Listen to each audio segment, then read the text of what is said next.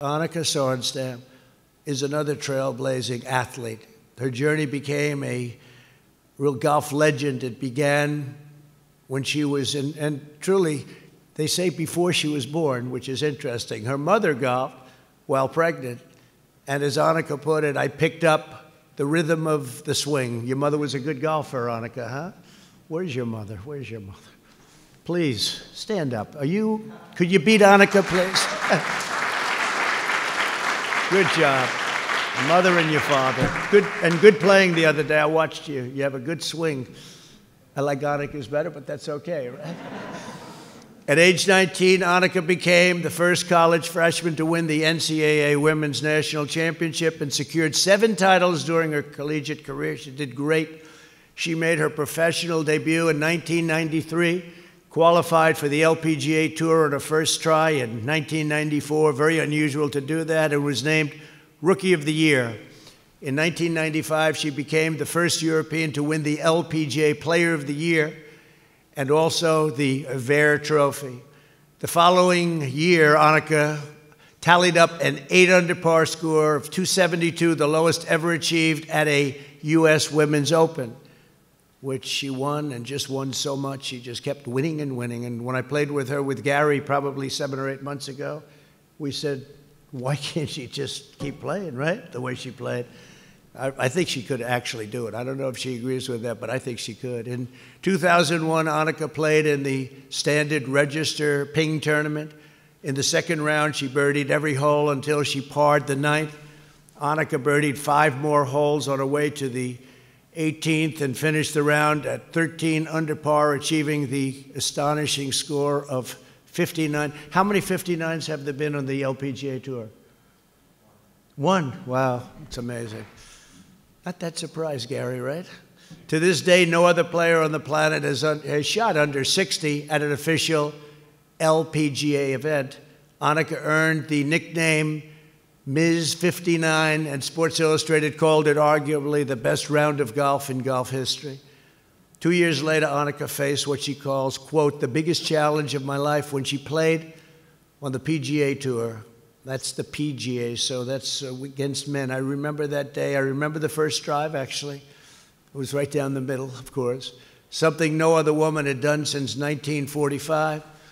A record 40,000 patrons lined the course. When she walked up to the tee, she repeated the words to herself, swing easy. She then sent the ball soaring 273 yards straight down the center of the fairway, shattering every expectation and silencing every critic. She played great, actually. Annika achieved a career Grand Slam that year and was inducted into the World Golf Hall of Fame. In 2003 and 2004, she set the record for seasonal scoring average.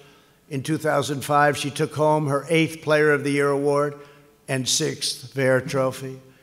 By the time she retired in 2008, Annika had amassed 89 professional titles, including 72 LPGA wins and 10 majors. That's incredible. And I think she's still the leading money winner.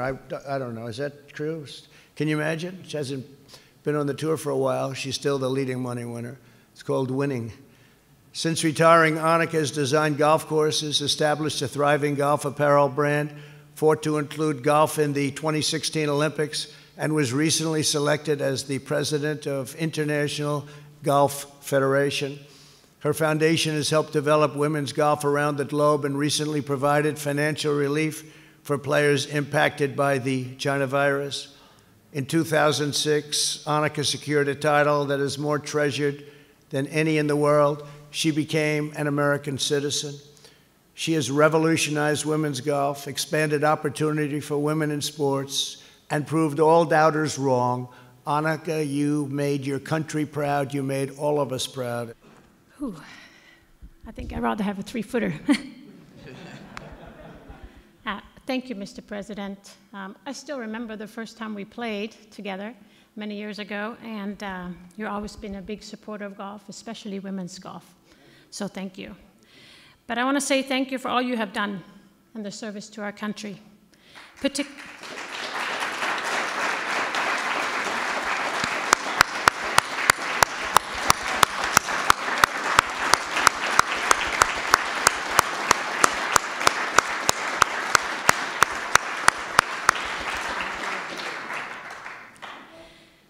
particularly during the coronavirus crisis. I know it's been very tough and challenging, but many congratulations on rollout of the vaccine in warp speed. It's considered a medical miracle.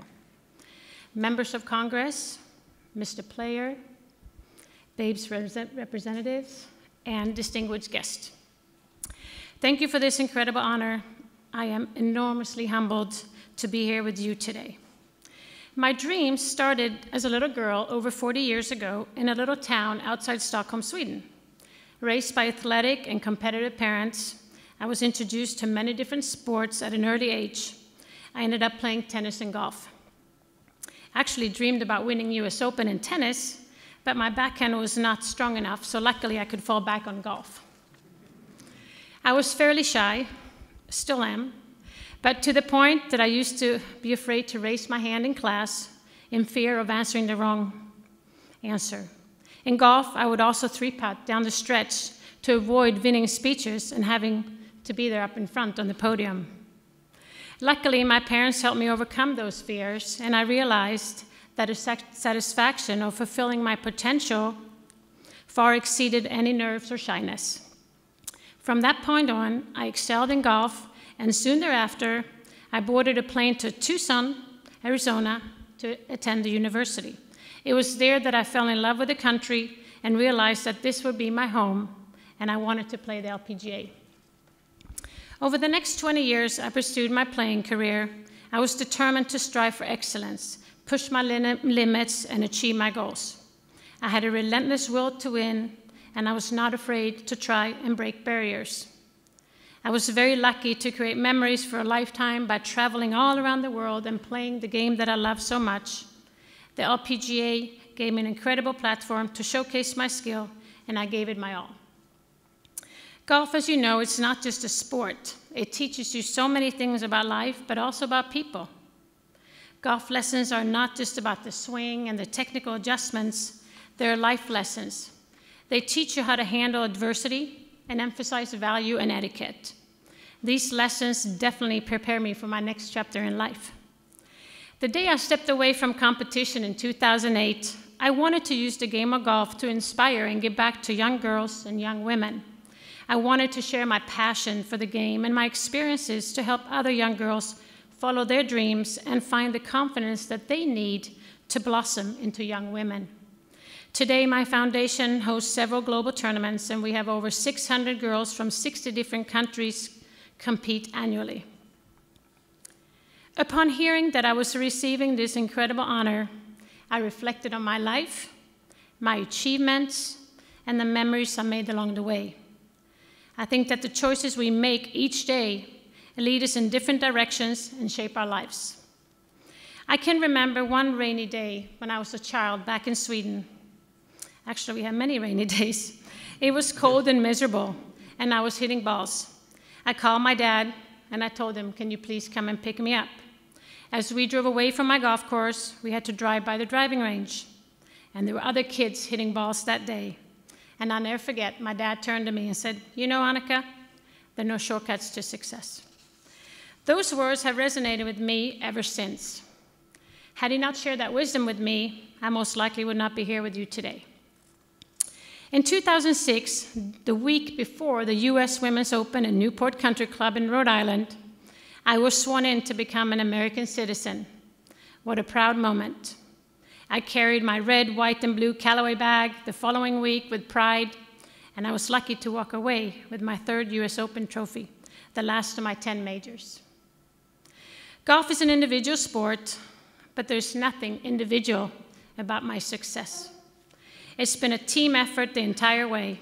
To my sponsors and partners for believing in me, to the Annika team, including my caddy, Terry Mack. Thank you for your hard work and your commitment. To our friends and our family who have traveled to be here today, I'm grateful for your presence. Thanks for your friendship and your unconditional love, and most of all, thanks for being understanding of my hectic schedule. Due to COVID and travel restrictions, my father-in-law, Jerry McGee, he was a former PGA Tour player, and his wife, Jill, can't be here. The same is true for my sister-in-law, Michelle, and her family, and we miss you. To my sister Charlotta, an accomplished golf professional and LPGA winner, it has not been easy for you to follow my footsteps, but you've had a great career, and now you're a respected teaching professional. I'm very proud of you. To my parents, Tom and Gunilla, for your endless support, your sacrifices, and love, I appreciate you giving me the solid foundation and the life skills to grow and flourish. I love you very much. To our children, Ava and Will, you are my biggest trophies. We love you so much, and we're so proud of you. And I'm so glad that you can be here today and see firsthand what it takes and that hard work and dedication can take you in this great country. I knew I would stumble on this one. Last but not least, my wonderful husband, Mike. You're my rock and pillar. My life is so much better and fun with you in it. You have encouraged me to find peace and strength in who I am. You helped me to pursue my interest in work, and you're an amazing, loving dad. I think we make a great team, and it warms my heart to see you, how proud you are, and I love you too. It's hard to express how humbling this is right now. I'm really not sure how and where my contributions fit with the others that have received this distinguished medal before me. I want to thank the civilians that have fought for this country, those that have saved lives, and those who have sacrificed themselves to create a better tomorrow. It's an honor to be alongside iconic sport figures like Billie Jean King, the late Pat Summitt, Michael Jordan, as well as legendary golfers, Mr. Palmer, Mr. Nicklaus, Mr. Sifford, Tiger Woods, and now Mr. Player and Babe Didrikson-Saharis. Gary, I want to start with you. Congratulations on an amazing, fabulous career. You're an amazing ambassador for this game of golf, and it's an honor to know you and call you a friend. To Babe, thank you for paving the way and being a trailblazer. You've been a great inspiration. Again, Mr. President, thanks for acknowledging my achievements on and off the golf course. Let me assure you, this is the greatest honor I've ever received. But my dreams aren't complete here today. We will continue to inspire the next generation. I feel like my life has been a fairy tale. And as a current Orlando resident, in closing, I'd like to quote the famous Walt Disney, who once said, "All our dreams can come true if we have the courage to pursue them." God bless America. Thank you.